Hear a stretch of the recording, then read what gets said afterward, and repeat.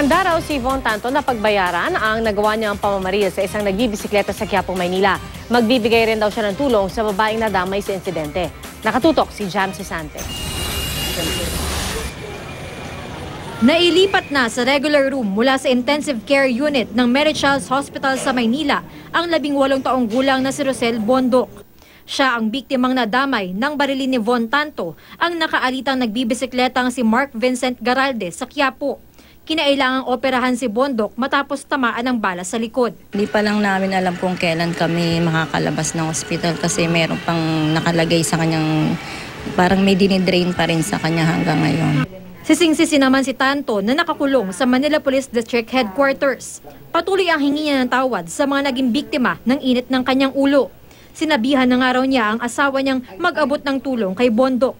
Kahit paano kung anong makayanan namin tulong, sir, ibibigay po namin. Kung ano lang po yung makakaya namin. Kasi mahirap lang din po kami, cellphone technician lang po ako. Ang asawa ni Tanto na bumisita sa kanya kanina, pinipilit maging matatag, lalo't siya na lang ang inaasahan ng 3 nilang anak at buntis pa siya.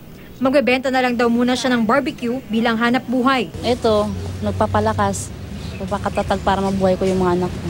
Bilang suporta naman sa pamilya Garalde, nasa 200 siklista ang nagtipon sa Quiapo para gunitain ang buhay ng biktima.